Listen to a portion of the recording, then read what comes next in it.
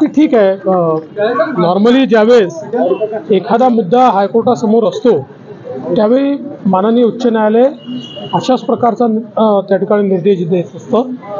मागच्या काळातही ज्यावेळेस हायकोर्टाने आमचं मराठा आरक्षण हे वैध ठरवलं होतं त्याही वेळी सुरुवातीला हायकोर्टाने अशाच प्रकारचा निर्देश दिला होता की ज्या काही भरती तुम्ही कराल त्या आमच्या अधीन राहून करा।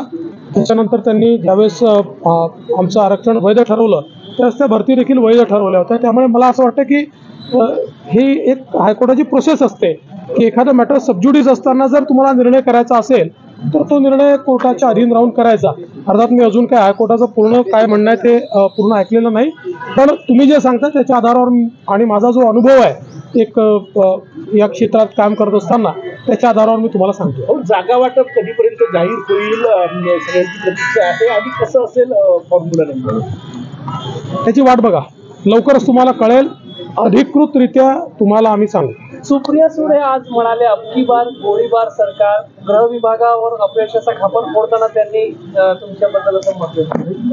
मी सुप्रिया त्यांना एवढंच विचारू इच्छितो की मावळचा गोळीबार झाला होता तेव्हा सरकार काय होतं, किंवा ज्यावेळी दुर्दैवाने राज्यातल्या 113 गोवारींचा पोलीस लाठीचार्जमध्ये दुर्दैवी मृत्यू झाला होता तेव्हाचं सरकार काय होतं। ठीक आहे, सुप्रियाताई सध्या मला असं वाटतं की एका विरोधी पक्षाच्या मोडमध्ये त्या ठिकाणी आहेत, तुम्ही त्या रोज अशा स्टेटमेंट करतायत, फार गांभीर्याने घेण्याचं कारण नाही। गडकरीजींचं नाव पहिल्या यादीत नसल्यामुळे उद्धव ठाकरे म्हणाले की आमच्या पक्षात घेतो खासदार त्यांनी अहंकाराला लाथ मारून आमच्याकडे यावं।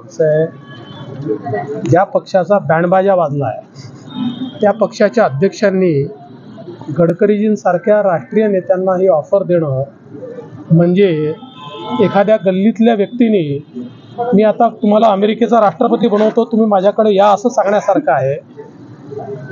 खरं म्हणजे माननीय गडकरी साहेब हे आमचे मोठे नेते आहेत। महाराष्ट्राचा जेव्हा नंबर येईल ते महाराष्ट्रातनं नागपूरमधनं लढतात। ज्यावेळेस पहिली यादी झाली त्यावेळी महाराष्ट्रात आमची जी महायुती आहे त्याचा निर्णय झालेला नसल्यामुळे महाराष्ट्राच्या जागांवर त्या ठिकाणी आम्ही चर्चा केली नाही। महायुतीचा निर्णय करून महाराष्ट्राच्या जागांवर जेव्हा चर्चा होईल त्यावेळेस सगळ्यात पहिल्यांदा नितीनजींचं नाव येईल।